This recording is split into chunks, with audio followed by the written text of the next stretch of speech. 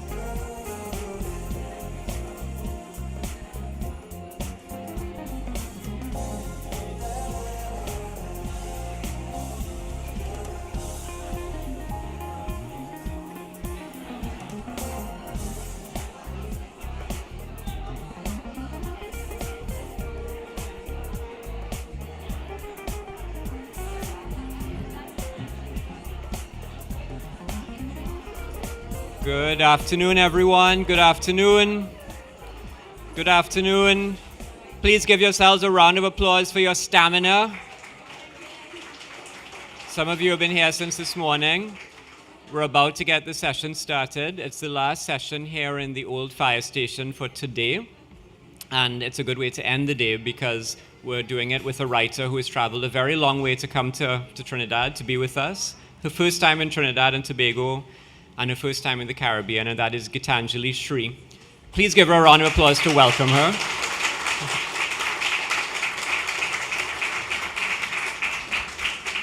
It's a very long flight, or several long flights from Delhi to get here.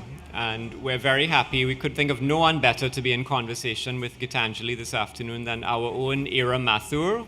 How about giving her a round of applause? Who, as we all know, is a Trinidadian writer who was born in India and so brings knowledge of those two places together, and that will be the prism through which this conversation will be reflected. And of course, Ira was the winner of the 2023 OCM Bocas Prize for Nonfiction for her memoir, Love the Dark Days, which she was on stage here at the festival last year presenting. So I'm going to hand you over now to Ira. You'll be in capable hands. This is going to be I can't think of a richer conversation to end today's program with. So everyone, thanks for being here. Clap them again and let's get going.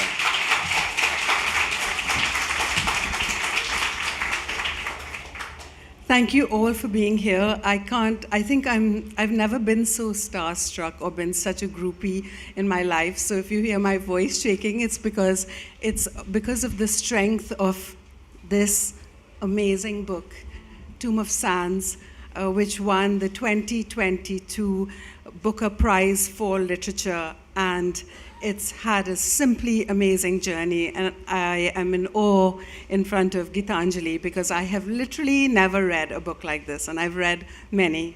So just to quickly get into this, as I just said, Geetanjali Shree made history when her novel Tomb of Sand became the first Hindi novel to win the International Booker Prize Award. The book, which was first published in Hindi as Ret Samadhi, was later translated into English by the American translator Daisy Rockwell, who incidentally co-won the Booker Prize with you, Geetanjali, for her wonderful translation. With 5 novels, a biography of Prem Chand, who was a pioneer of Hindi and Urdu fiction, short stories, and academic papers, Shree is a distinguished name, and she has been in India a distinguished name for the last 35 years. But now the world has seen her wonderful work, and her book is being translated as we speak into 12 languages. And it's also, if I'm correct, Geetanjali, a US edition was also published by HarperCollins last year. So the book, just very briefly to give you an idea of it, it traces the transformative journey of an 80-year-old Ma who becomes depressed after the death of her husband. She then decides, to the bewilderment of her whole family who wants to cosset her and treat her like an elderly lady, to travel to Pakistan. And she confronts in Pakistan the trauma that had remained unresolved in her since the riots of partition in 1947, where many of us know that over 1 million Hindus and Muslims died in those riots during the partition of India, and many, many were displaced. So I'm going to get right to Shree, who everybody is actually waiting for. To Geetanjali. Geetanjali, can you read to us a little bit from the beginning of the novel, which is so compelling? I know you have the book, but mine is a very, very worn copy, if you don't mind. Oh, you do? Okay. So Geetanjali is just about to bring. G?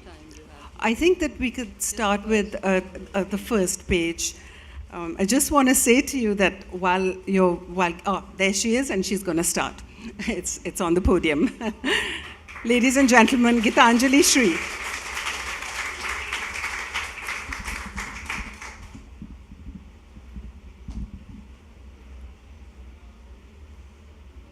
I want to say my very heartfelt thanks to everyone who's made it possible for me to be here.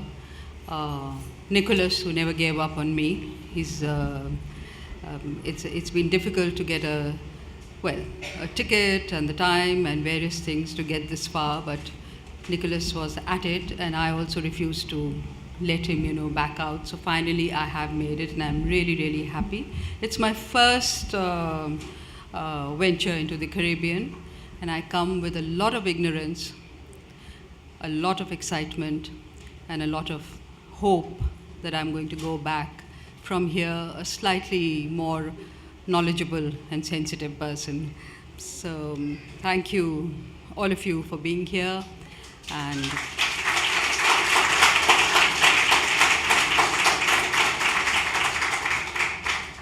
thank you, Bocas, for giving me this very special moment. So I'm going to start in the English translation. I would have liked to read it in Hindi, but maybe that later. Yes. Sorry, No, not at all.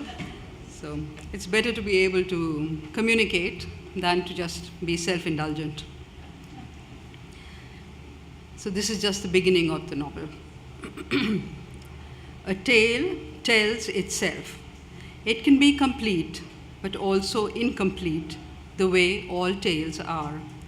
This particular tale has a border and women who come and go as they please. Once you've got women and a border, a story can write itself. Even women on their own are enough. Women are stories in themselves, full of stirrings and whisperings that float on the wind, that bend with each blade of grass. The setting sun gathers fragments of tales and fashions them into glowing lanterns that hang suspended from clouds. These too will join our story. The story's path unfurls, not knowing where it'll stop, tacking to the right and left, twisting and turning, allowing anything and everything to join in the narration. It will emerge from within a volcano, swelling silently as the past boils forth into the present, bringing steam, embers, and smoke. There are two women in this story. Besides these women, there are others who came and went, those who kept coming and going, those who always stayed but were not as important, and those yet to be mentioned who were not women at all. For now, let's just say that two women were important, and of these, one was growing smaller and the other bigger. There were two women and one death. Two women, one death. How nicely we'll get on, us and them, once we all sit down together. Thank you.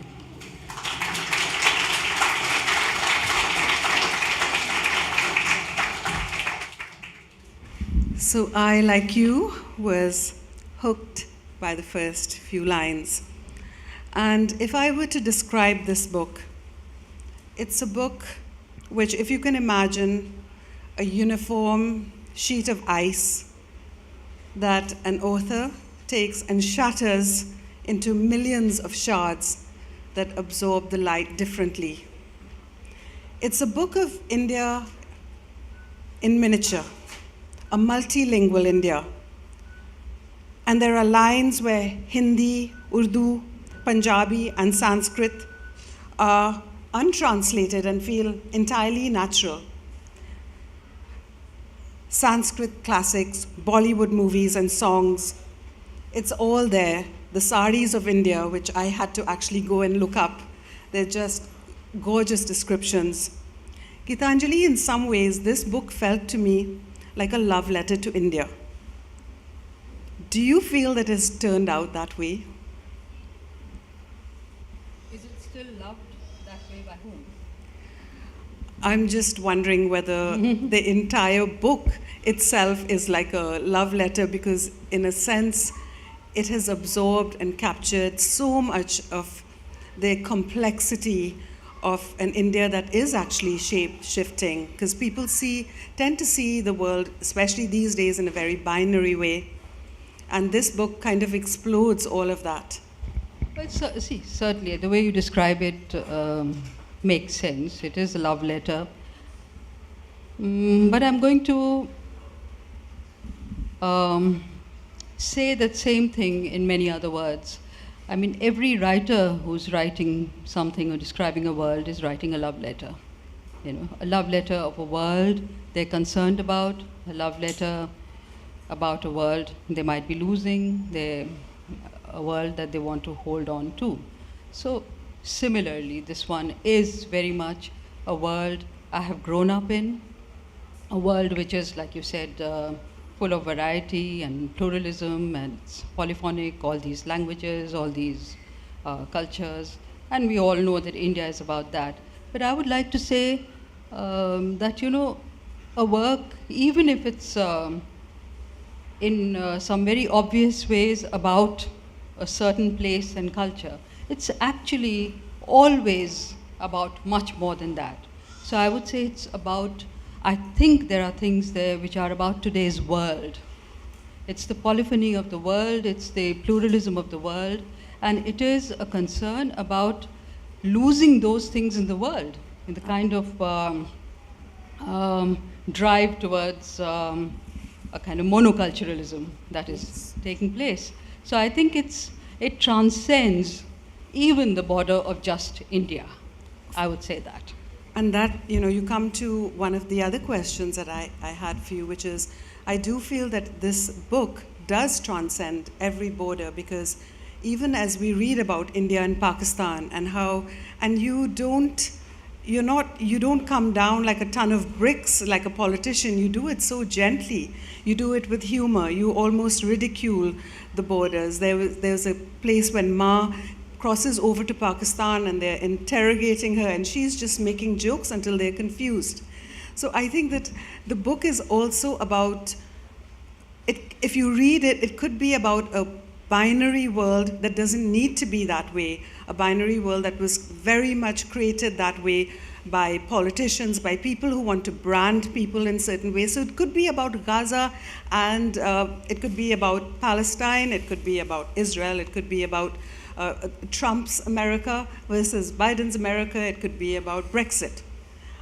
This really is a book that speaks about crossing all the boundaries that one can cross. Like, that's what I mean about breaking up the shards. Certainly. See, I think it's what makes anything look different is just the outer garb. Behind that, it is humanity and its problems. And those are we'll be surprised how similar they are, you know. Yeah. So it has resonances in situations anywhere in the world. Otherwise, we will never be able to appreciate literature from one corner of the world in another. You know, good literature will make sense anywhere in the world. You know, something from Iceland, something from Trinidad, something from even the most remote place will transcend its borders and make sense in any part of the world if it is good and powerful and is saying something about humanity, about life, and about death, and about everything that matters to everybody. And that's why the image, you know, while I was lying down, your book just kept coming at me every night. That's why I got the image of that sheet of glass and how it was shattered. Because this book is not just about transcending borders of India and Pakistan. There is it transcends borders between life and death, between what it means to be a man and a woman, because we have that wonderful Hijra character, who's a trans woman character, who is Raza, the man, and Rosie. And we have the transition of borders when it comes to families. You know, even this son who is like this very successful civil servant. There's a little statement that the mother makes that he was more effeminate than the daughter, and just like that, there are literally thousands of ways that you have shattered borders. Do you think that you have kind of unconsciously done this because this has become a world where we have started labeling people, and also by labeling them, that they have become, you kind of create boundaries and you shift people away from you, as opposed to the kind of Samadhi India. Samadhi means the enlightened one, and that in Hinduism, it does mean that we are all one, and you somehow create that oneness in your work. So I didn't have any conscious agenda when I was writing this book, but as it went along, it certainly became a journey into borders of every kind. And borders there are lots of stereotypes that we have developed about borders. So borders have become something which divides people. Yeah. And as a matter of fact, that is the fixation of today which is doing that. This whole thing of identity, very sharp identities which close a certain personality, and that doesn't spill out. But that's not how reality is. We actually flow in all, borders are always porous, and we have identities are flowing in all directions, and we are actually many more people, many more cultures, a conglomerate of many, many different things all in one. And this is what the book kept discovering, the characters in the book made me discover, and this is what I kept, following. So borders just became very porous, so every single kind of border. Yes. Geetanjali, I think this book that struck me not just as somebody who was born in India and understands a smattering of some of the languages, but it struck me as a Trinidadian, because having come here, I saw that perhaps strands of 5 continents have left behind their atavistic hatreds, which we have not done in India and Pakistan. And Trinidadians are extremely, in a sense, we are shapeshifters. If you come to our carnival, a judge one day could be a big woman with a big bottom, winding up against some tree. So basically, we can become who we are in the new world. So in this context, I also want to talk about Hindi. It's a very difficult language. I studied a little bit, but I didn't pay enough attention. But the Sanskrit, it is very dotted with Sanskrit, especially when you hear the news in Hindi in India. But in the songs, I'm married to an Indian from Trinidad, and I've seen in his family, if you're hearing the music, they're hearing, and they almost intuitively, Trinidadian people of all races intuitively know if it's a bhajan, if it's a ghazal, if it's a sad song or a happy song or a bawdy song. So in that context, Geetanjali, because I think language translates itself not only just in the words, and I mean, this is Hindi, for most of us it looks like, something you can't read. But I would like Geetanjali to read from the start of her novel, which she already has, but read it in the Hindi, so you will see how you'll still get a sense of what she said in the first I'll do that. section. But for that, I'll just take up from something you had said. You spoke of the language that you hear on, did you say radio or Yes. the news? And you spoke of the language which, you spoke of the Hindi there, and you spoke of the Hindi in films, and Yes. what Trinidadians all hear without necessarily understanding it Yeah. very literally. You are talking of two very different things. That is not Hindi, what you hear on. The official Hindi which is being forced down people's throat is not Hindi. Hindi is, like any language, a much freer entity in which many other languages from all around, all the languages that it comes in contact with, influence it and extend its vocabulary. So there's a tension there, because a larger language will tend to swallow up some of the smaller languages. But there's also the other side, that a larger language is getting made by all these streams that are flowing into it. Yes. So the Hindi, which is the real Hindi, and the one that all of you hear in the Bollywood songs and so on, is the Hindi which is fed by many, many languages. Yes. Okay, Sanskrit, Arabic, Persian, and many other, dialects which have got now the status of language, like Bhojpuri, Yes. You know? And that's a language that I think a lot of people from Trinidad Winnowing, exactly. came from here. Yeah, so they've all enriched Hindi, just as in English, you know. I mean, English has porous borders, and it's been, enriched by all the languages it has come in contact with. And today, I think English is probably getting richer, even while there's, the parallel movement to make English a uniform language for everybody. That's also continuing. But everyone who's coming in contact with English is putting in their own inputs. The Trinidadian English, many African countries and their English, Indian Englishes, they're all enriching the language and turning it on its head. Yes. So Oxford and Cambridge English is not English. Yes. Right? Yeah. So in a way, that the book is also bucking against the trend of some kind of purist language. Absolutely. So let's hear Geetanjali read what she did in the opening lines. You already have an idea of what she said. For many, the language will only be a cadence, but I think cadence is important. This is the same first page that I read out in English, the beginning of the book. एक कहानी अपने आप को कहेगी, मुकम्मल कहानी होगी और अधूरी भी, जैसा कहानियों का चलन है।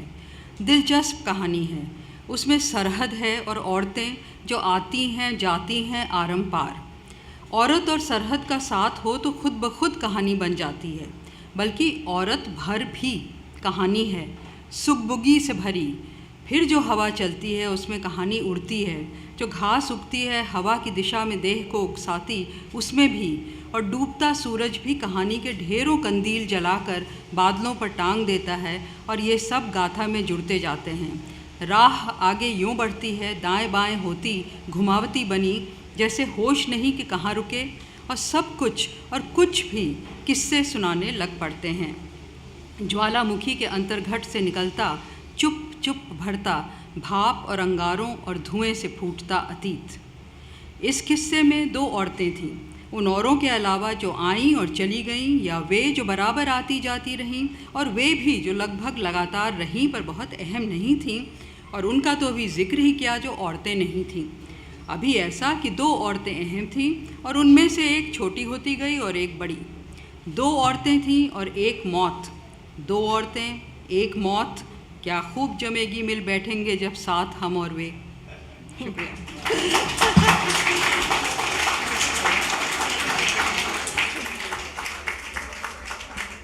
I think you all sense the poetry in the Hindi that Geetanjali wrote. So let's give her another round of applause for that. It was beautiful. Geetanjali, I did tell you that in a sense to read your book felt more like absorbing it like porously. Because it's not something you can sit down and just read overnight. It's something you absorb within your... I'm so glad to hear that. It's I just absorbed it. It's not a samosa for you. No, it's not a samosa. Definitely not. It's like a biryani over many days. So, and I've listened to several interviews of yours in which you spoke of your writing process as almost like dreamlike and subconscious. And I think there are many artists in this room, and they create music, they create art, they create poetry, and they speak of that process as well.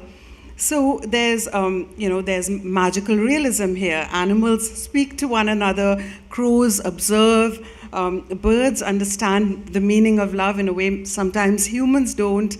Everything is connected, hearts, animals, the statue of the Buddha, which Ma brings from Pakistan. And events are described as various movements of music. Again, I wish I had knew more about the ragas, the Indian music, but literally everything just flows, everything has meanings. The forms and names human give. You just walk away from the book feeling, why are we giving everything names? There's no need for any forms, there's no need for any names. Everything is shape-changing. We should be open for this. Is this book, in a sense, a portal to your subconscious, maybe to your heart, perhaps bits of your soul? I've been asked about my creative process and, my intention and my way of writing. And it is something I've spoken a lot about it, but I'm still, I find it something, quite difficult to articulate. But, I'm not one of those writers who have an agenda at the start. More or less never. I do have one book where I knew what I wanted to write, but mostly, for me, writing, the creative process is an act of faith and an act of risk. So I'm actually, and I'll quote somebody I've quoted many times to explain this. There's a great poet, A.K. Ramanujan, which some of you may know, who has written in his diary somewhere that I never go in pursuit of the poem. I just place myself in that position where the poem may find me. So, or again, somebody I have remembered many times and spoken of, the Sarod maestro from India, Ali Akbar Khan. So he would say that when I start, I play the Sarod, and after some time, the Sarod plays me. Yes. So I think any artist, any writer is waiting for that moment. The creative process is really about finding that moment when it's gone out of your hands and you are just following. Now, how does that happen? I don't want to talk about it as if it's some divine intervention.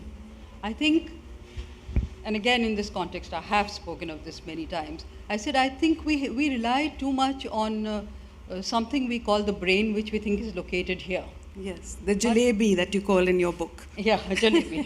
Yeah. It's just a jalebi. But I think everything is not located here. Yeah. And what the writer is trying to do is activate the rest of the brain, or all those sensorial, sensitivities. I can't get the right words, please understand me, you will. So it is wanting to activate those, and I call it intuition. But it's not a mysterious intuition. It's an intuition which has been getting formed over the years, possibly over the centuries.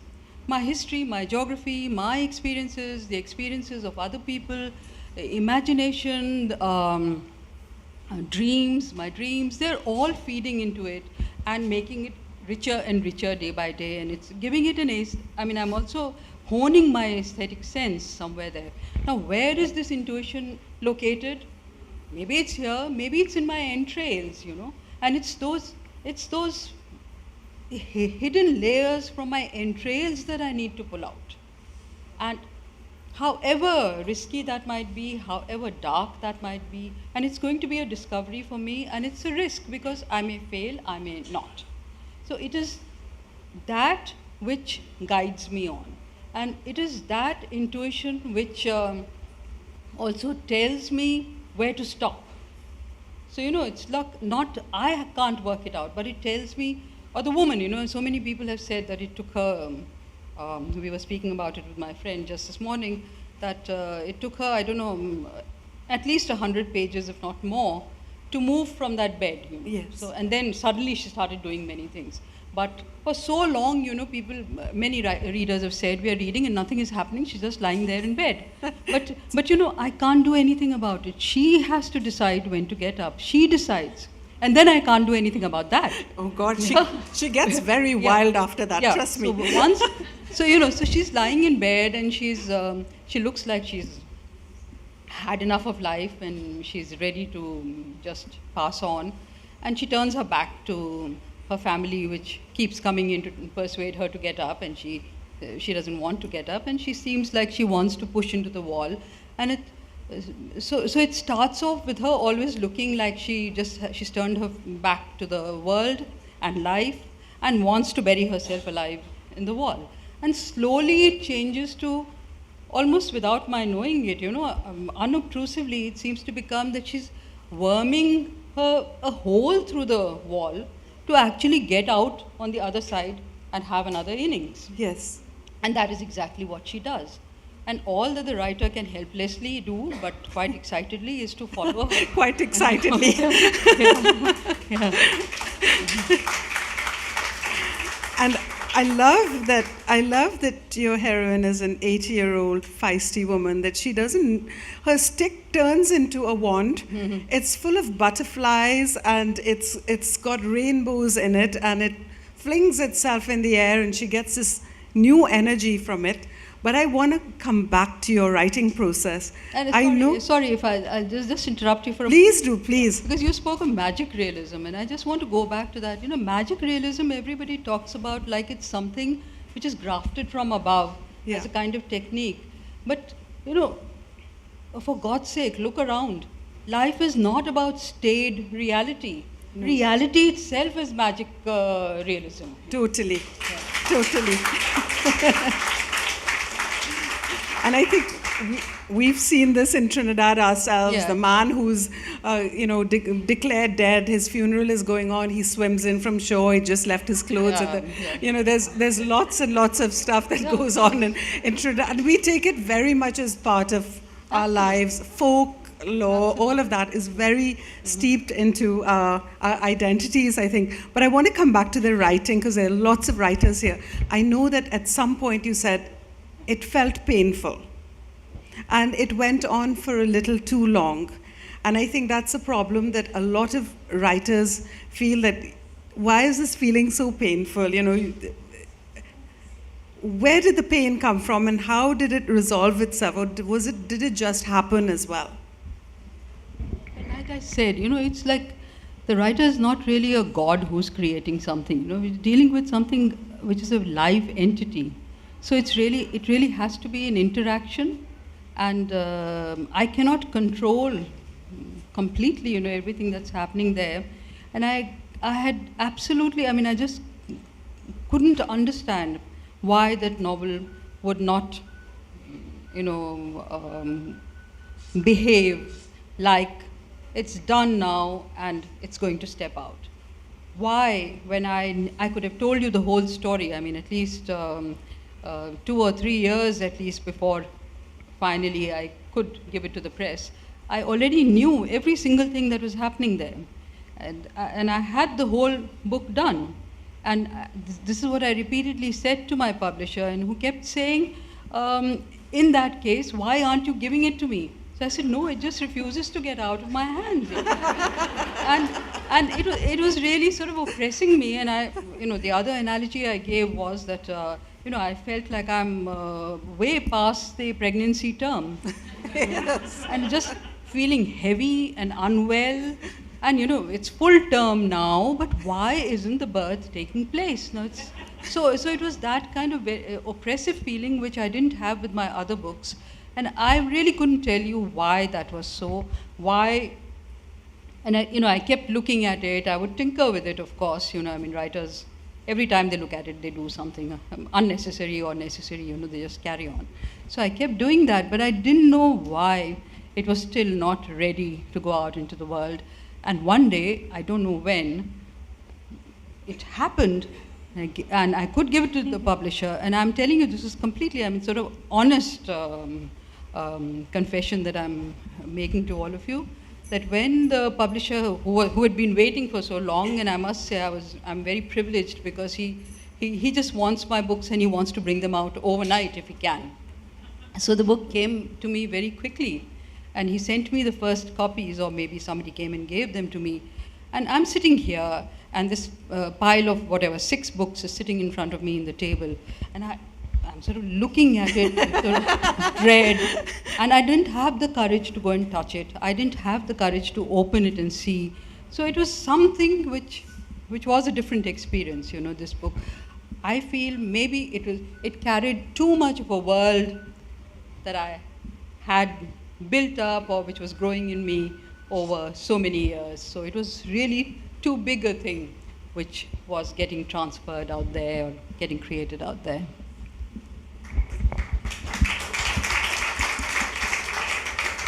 Well, I can tell you, Geetanjali, it was and is too big. Not too big, but a huge thing, because I love to put books in spaces. oh, that's stream of consciousness, that's magical realism, that's like Hemingway. And I could not pin you down. I started getting irritated at myself because let's talk Thank about... God not at me. No, at myself. No, I was like, I just can't pin it down, and I'm supposed to ask her questions. I'm going to make a fool of myself. So I want to talk about the form of the novel. It flows as the story does, right? So the narrator is just as much as a shapeshifter as the actual story. There is, I hesitatingly I use the word, but there is a kind of magical realism. There's very, very astute and sharp social commentary. There's a kind of a stream of consciousness with that at times there's almost little or no regard to a sentence structure.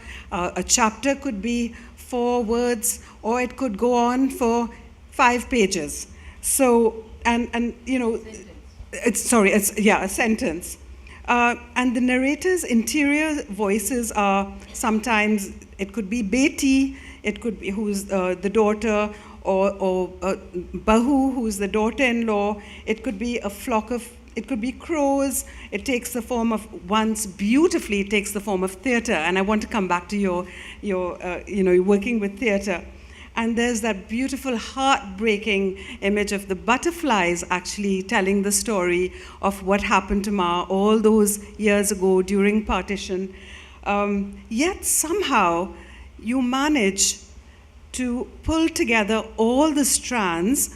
The way I may say it may sound like it's everything, but you pull the strands together so deftly to make for such a compelling narrative that the writer is completely in charge.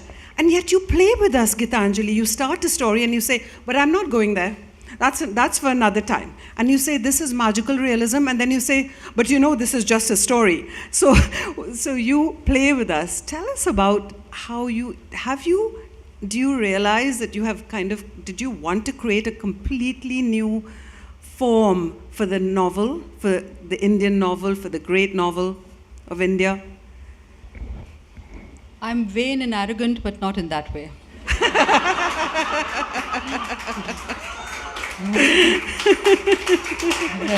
Well, no, I think certain things happened as I went along.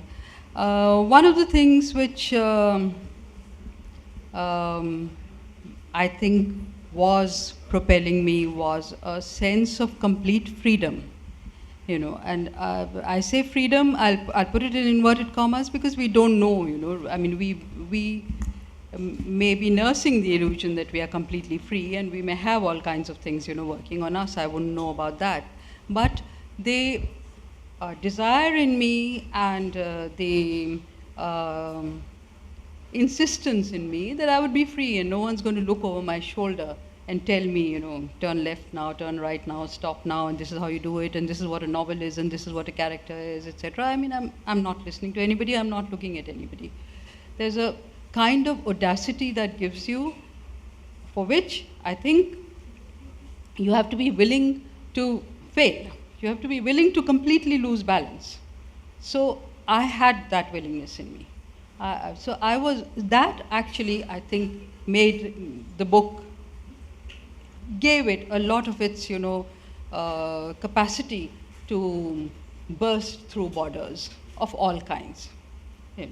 So somebody saying, well, why did you have almost discursive sections in the book? Yes. Well, why not? I mean, who tells me that this is a rule about novel which cannot be changed? Yes. This is a story and you must not have discursive sections. This is life. Life has a huge canvas which has all kinds of things going on, and somewhere life is. This is something which is coming alive, and it's about life. It's about humans. It's about things that have happened to us. And you speak repeatedly about the unity of things here. I think that's also a world which a lot of us know, surely in Trinidad and certainly in India, where man is not the sum of everything that goes on. It's everything is at par with each other. So not only animate objects. I mean, this is something I felt, for instance, in the book, there's this road the Grand Trunk Road, which is over which a lot of things have been happening down the centuries. The famous silk trade from China to everywhere else, that also passed the Grand Trunk Road at some point. And of course, all the partition and all the terrible things that happened. Then, because of trade, all the wonderful things, merrymaking and revelry on the way, and the inns where people were singing, and then the Sufis that were, they had their, what are they called? I've forgotten, khana or something, So all this was happening on that road. It's down the centuries, the Grand Trunk has lain there, and so much has been going on over it. How can that road be dead? It was just, I didn't have to invent that when so much has gone on that.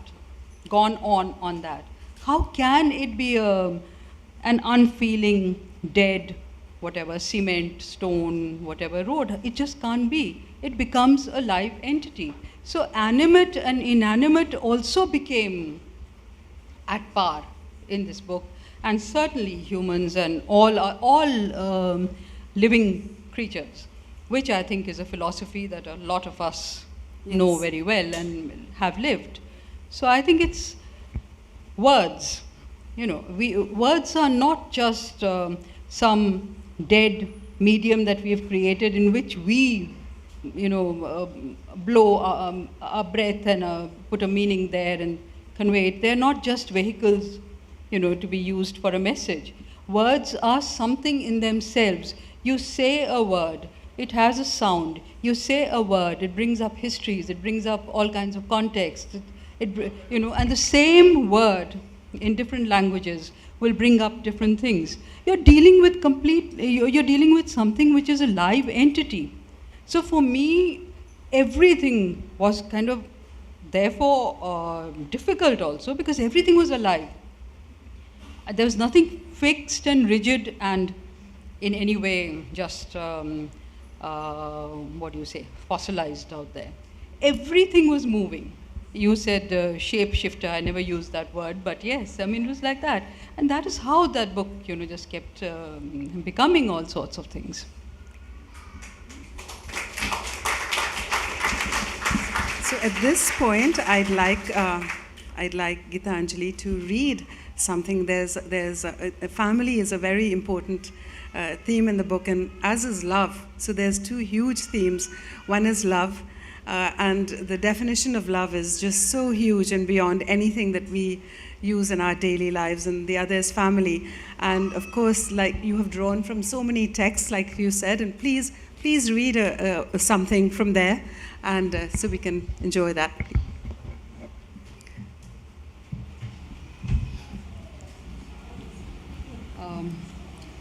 At an earlier point, Ira, you spoke about humor. So humor, humor is one of the most serious things ever. Of course. Right? So, and humor is also sort of, it's a strategy, it's a survival tactic, and through which you say all kinds of things. Charlie Chaplin, the most obvious example, of course.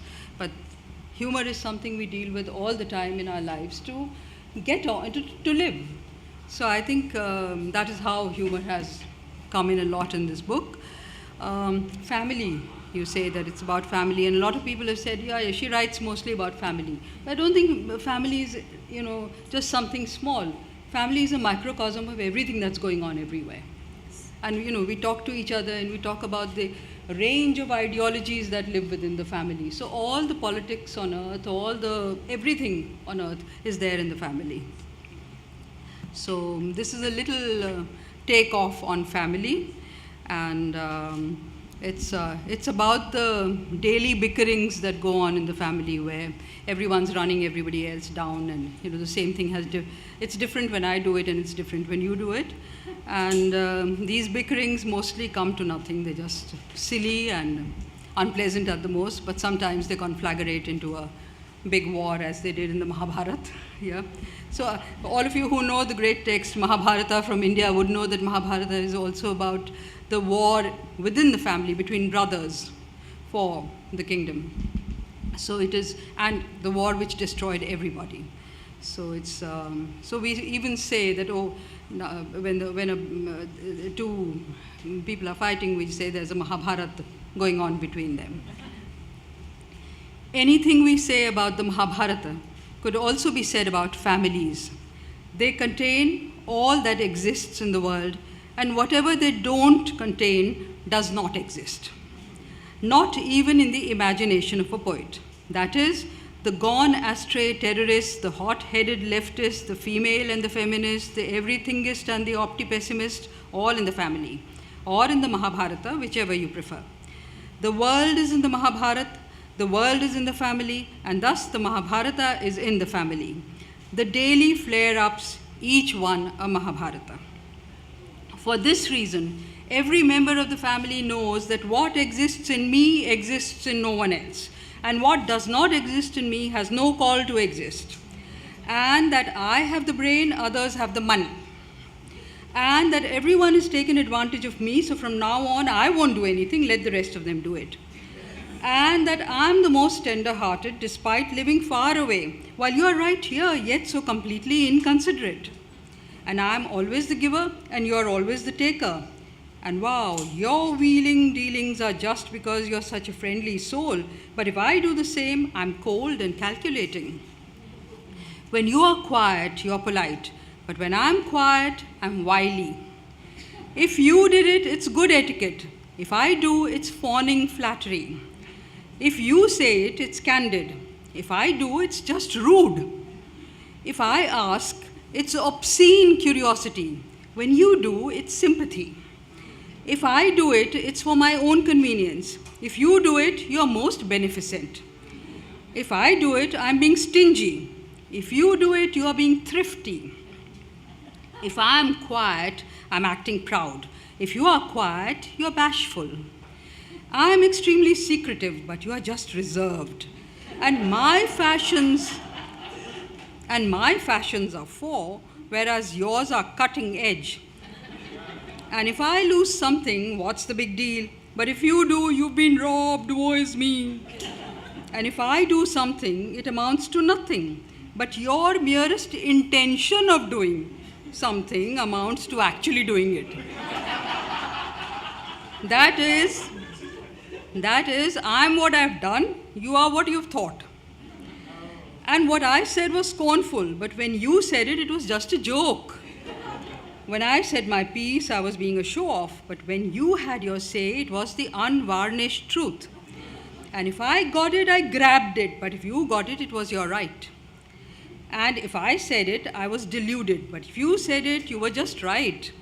And when I get angry, I'm humorless, but when you do, it's self-respect. And when I went and did it, it was my duty, but when you did, it was big of you. And when I'm successful, I got help from you, but when you are unsuccessful, it was me who threw a spanner in the works. And if I get stuck, I'm a slacker, but if you get stuck, you blew your chances. And oh yes, if I don't get it, I'm a moron, but if you don't, you're innocent. And oh yes, if you're enemies with me, I deserve it, but if I am with you, I'm jealous. And oh yes, if I did it, I'm self-serving. If you did, you're self-effacing. And if I don't do it, it's carelessness, but if you don't, it's helplessness. And however much I've done is not enough, and whatever little you did is plenty. And if my nose is crooked, it's ugly. And if your eye is crooked, it's artistic. And oh yes, if I look good in a picture, the photographer was gifted. But if you look good, it's because you're beautiful. And oh yes, if I'm fair, I look like a skinned quail. And if you're pale, you look like a foreigner. If I'm dark, I'm Mr. Eggplant Head. Whereas when you do, black is beautiful. If I'm fat, I'm Tubby Tupkins. If you're fat, you're pleasingly plump. If I'm thin, I'm dry as a stick. If you're skinny, you're svelte and shapely.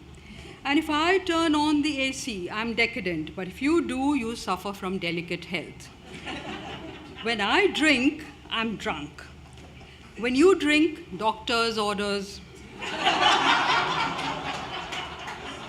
If speak in English, I'm giving myself airs. But if you do, you're educated. Oh, and if you need it, we are all one big family. But when I need it, you are an individual and alone. If I'm polite, it's pretentious. If you are, it's pedigree.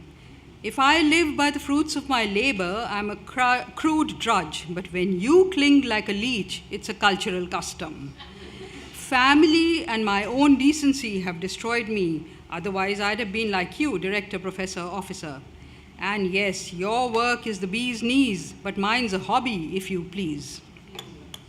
Yes and no and no and yes, me and you and me, you and I and Amma, and we did so much and you were with her, but you didn't see, and the poor thing grew older, and she lay there and alone and didn't even know what she was doing, and she's even forgotten and inventing some imaginary names, and her memory is clearly affected, and everyone went running.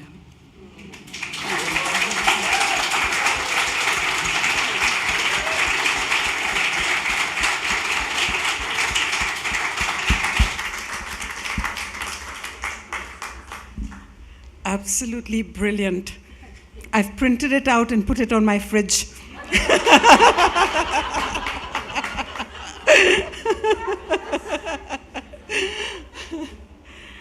So Geetanjali, I want to get to a character in your book who I found probably the most moving. A hijra in a trans character, translating to a trans woman or a trans person. When they are woman, they're Rose. When they're man, they're Raza. And, Ma, who's 80 years old, when she breaks out of her shell, Rosie, the hijra woman, is very much part of that breaking out. And I love the symbolism of Rosie actually sitting on with Ma on a tomb. And they're both whispering near a tomb, and they're both whispering things to each other. And for some reason, that brought back the memory of, I was recently in Delhi, and the driver was telling us, there are a lot of tombs, they're not breaking them down, but they're just neglecting them. So to some extent, that tomb also felt to me that it was something of the past that was being ruined. But now Rosie is, the way she is presented is really somebody who is part of bringing Ma back to life. But when she is met with institutions, I don't want to give away the story, she is treated like filth. She is treated like literally one of the worst pieces of garbage in India, right? But I want to talk about what is it about Rosie and her terrible fate in India, and also her enormous influence on Ma, that the book actually says is fabulous. She's called fabulous. What is it about Rosie that is so important to the book? And do you think what is the fate of an ordinary trans person in India? I know the hijras, they are a group, they are a movement. So if you're a hijra and you're clearly across all kinds of boundaries and borders, what is the fate of a hijra in India today? Fate is not the word I would use, because fate also brings in the future. So I hope their fate is going to be better than what it is at the moment.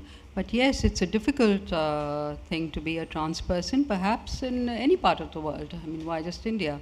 So when you come to certain laws and when you come to certain sort of legalities, you will notice that you will see that there are movements and there are attempts from within the community to assert themselves and find a place. And I mean, there's some trans persons, for instance, now in jobs, so-called respectable jobs, and in politics, and all that is happening. But at the same time, in society, they continue to be a much maligned, much suspected, and they continue to be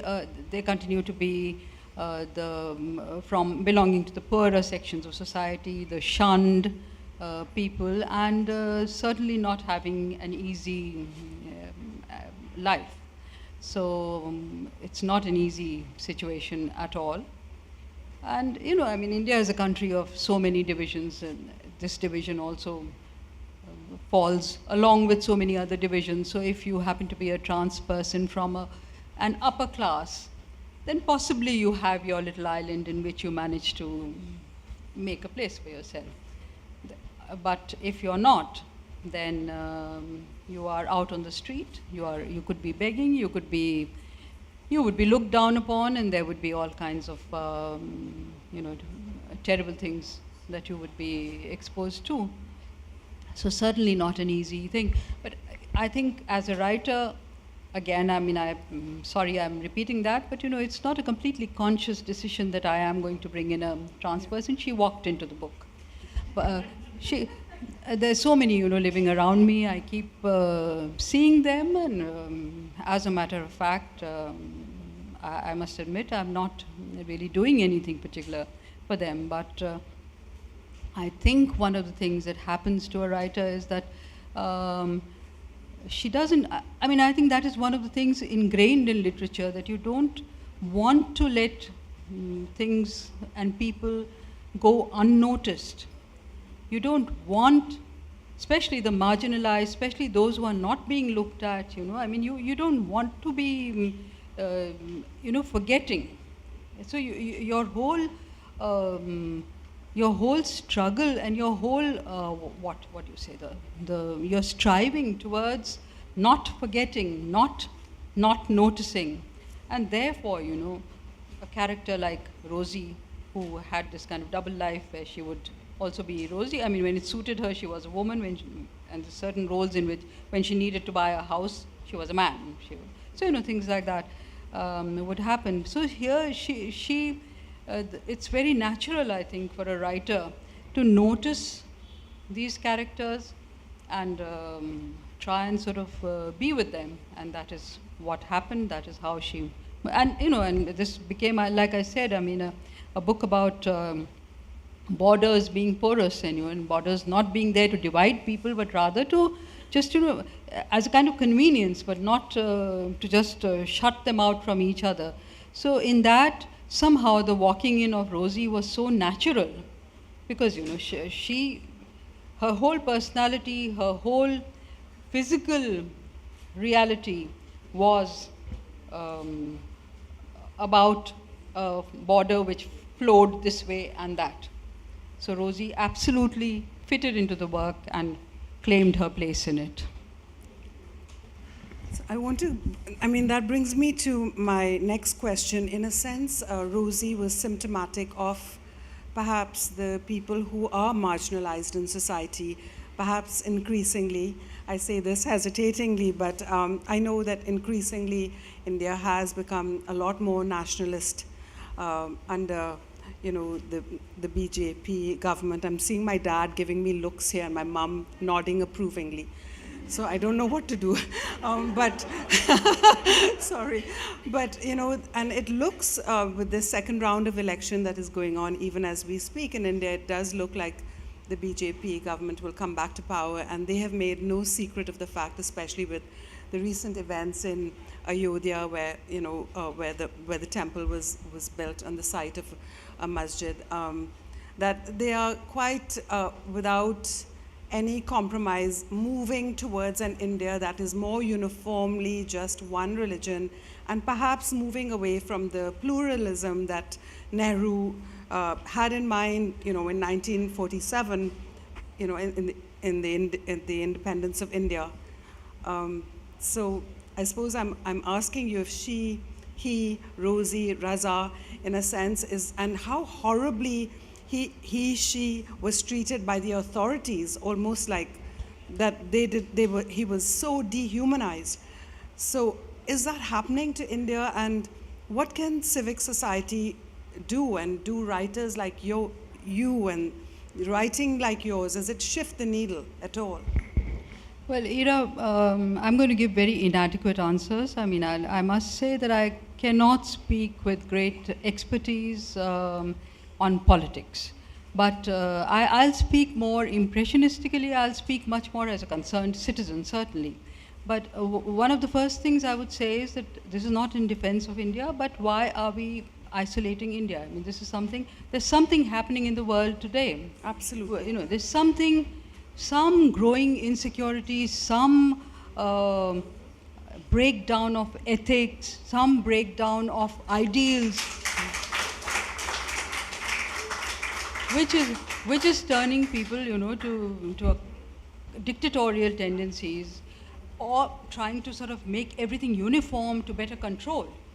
So that seems to be a growing concern everywhere. In some places, much more brazenly so. In some places, still hiding behind a certain sophistication.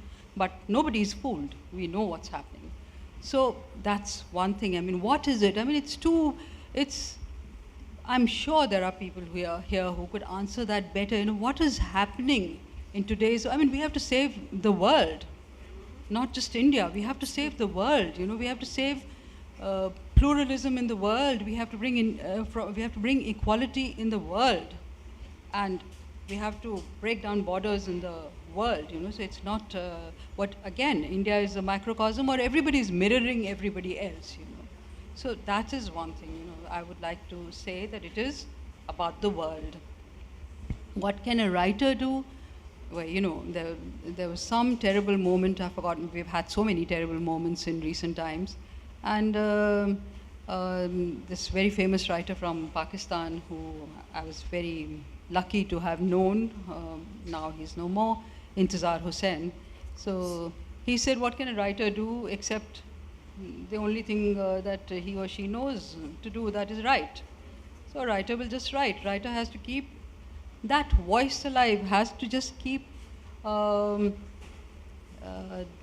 just not forget, you know, not let anybody forget what's happening. And that is what a writer has to do. And is it going to change things? When is it going to change things? Well, really, one thing is not going to, you know, you're not going to read a book and walk out with the problem solved. It is a moment in which all these voices will come together and bring back or hold on to the world which we want to hold on to. And I have a lot of faith, I think, from the youth of today, because it's really, you know, they can see what's happening in the world. I mean, look at what's happening in the US. It's the young people. And whatever people may say, you know, it's not always this, they want to say it's a divide between the Palestinian students and the Jewish students. It's not. Very often, you know, they're all together on one side of certain kind of politics. They don't want that politics of violence and hatred and division. And that is what a writer hopes to also keep contributing to in as strong a way as possible.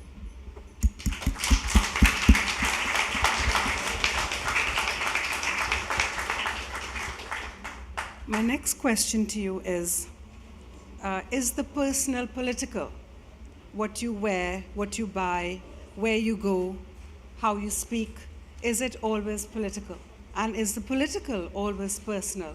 Can we say we're not interested in politics, or vice versa? Well, we know politics is often not interested in people, but we need to recognize its impact. Do you think that, given in the context of your book, that the personal is political? Well, you know, in an abstract way, there is no division between personal and political. Always they are connected and related. There will be times when it becomes a much more oppressive coming together, where the personal is just not left alone. And there will be times which are more amicable, where, you know, people will be left alone to be in their homes. Today, I mean, there will be like what you wear, what you eat, what you speak. It's all being looked at, all being interfered with. So there will be up and down in the level of control. But certainly, I mean, personal and political are not separate compartments. That's what I believe, yeah.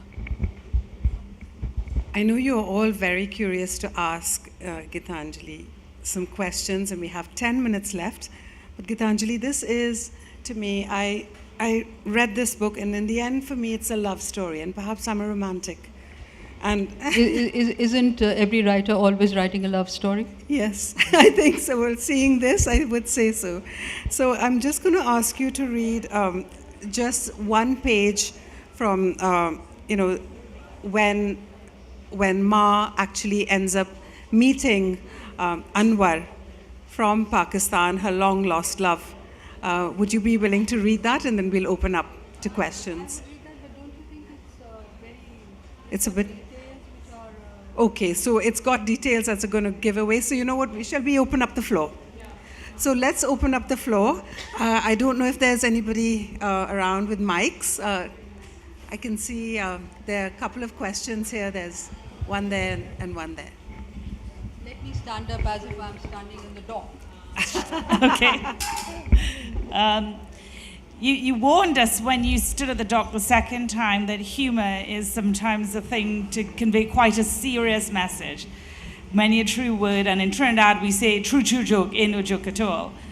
And you then read of the me and the you. And there was so much laughter in the room because it resonated with all of us. And we, in this room, as you can look around, represent different people who will be categorized differently according to status when, the social scientists are critically looking at us.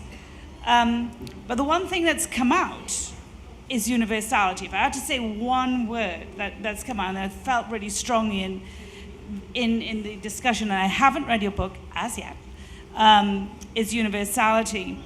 And particularly that point you said quite early on about identity. Now, identity formation can feel like empowerment, and it can feel like taking the moment and seizing something, but it could also be constraining.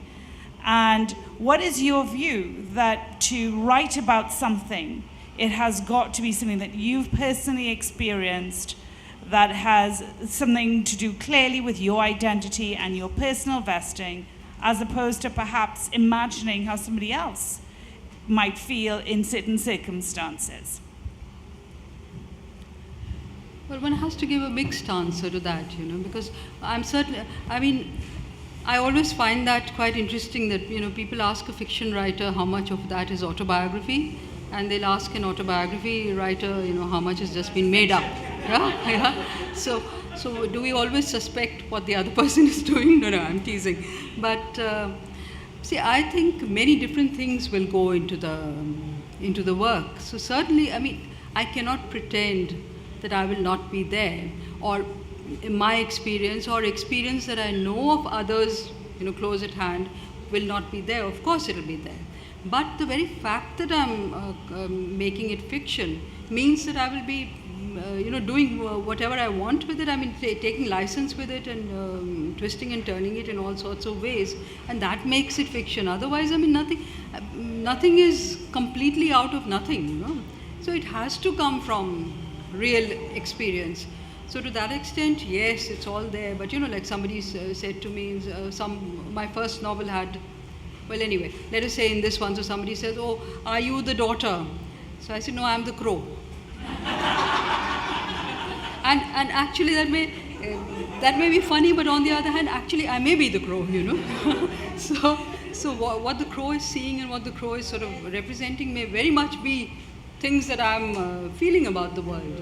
So I think it's a work of fiction or a work of art gets its inspiration from so many different things. There's so many collaborators, if you will, which finally bring it together for you.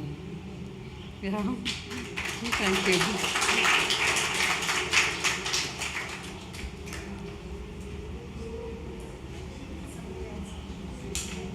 Somebody else had a question?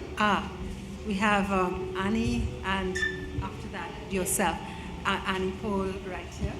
Miss Annie Paul right here. Thank you. Geetanjali, this isn't the first book of yours that's been translated, but translation made a big difference to the publication of this novel and its reception. Well, tell us something about how you feel about being translated and the experience. Was this a good translation? Well, it was, definitely. Yeah. Well, a lot of people ask me about how I feel, about things that have been possibly lost in translation, and is it a faithful translation, and so on. And they often talk about translation as if, we're dealing with an adversarial relationship between the writer and the translator. But it is not that, Even though things may change, I'm saying things change in the most... it's intrinsic to language that things change. So you use the same word, even where it's completely uncomplicated. So the word in Hindi is kala, and the word in English is black.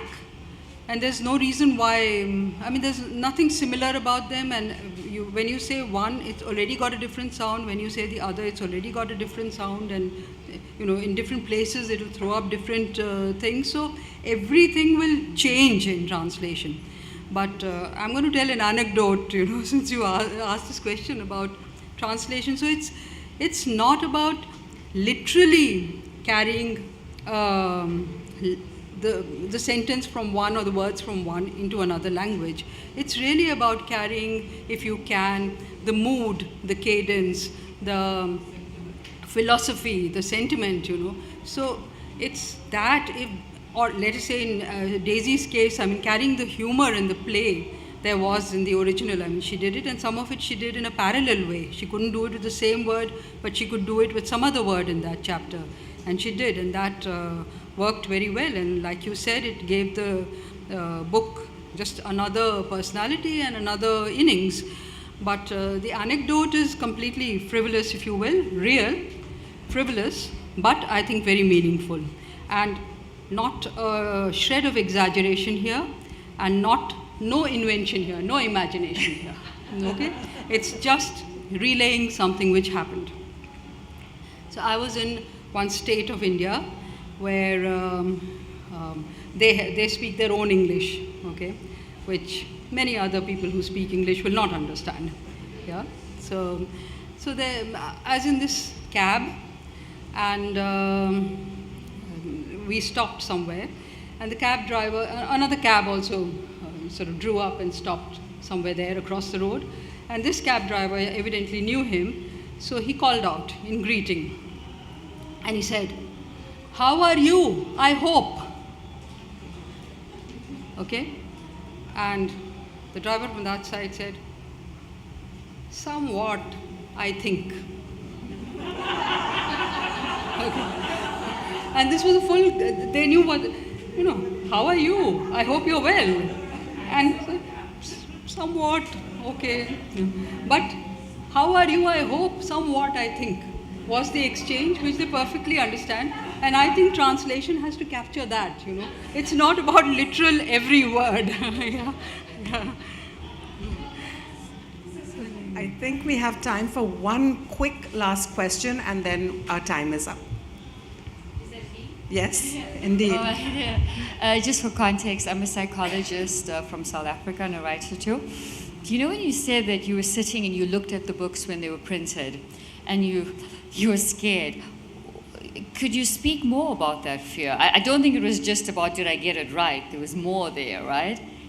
Yeah, I don't think I really, is the baby healthy? It's taken so bloody long to be born. Yeah. Is it a monster? Anything wrong with it? What is it? There's a kind of dread about, what is the result? So I actually didn't read the book when it came out.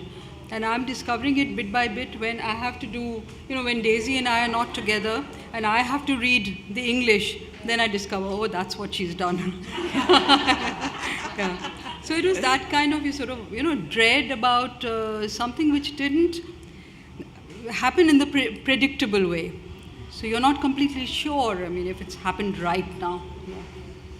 That was really short. Can I just another quick question? Sure, go for it. You were talking about, the audacity of writing, and the risk inherent in audacity, and you said it threw you off balance. Sure, which is understandable. The loss of frames, but they sounded like there was more there. The risk and audacity. Can you speak to that? I don't quite know how, but I mean, I think it's, you don't want it to be, you don't want balance to mean what it means in very known and accepted ways. So you want to break that balance.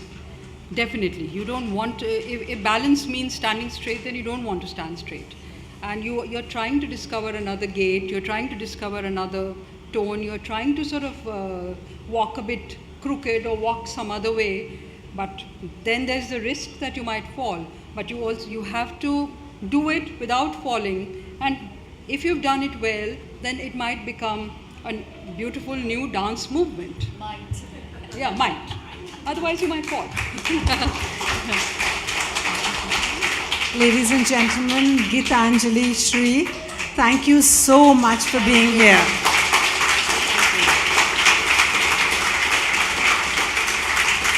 It's been an absolute joy and privilege. Thank you so much. Thank you.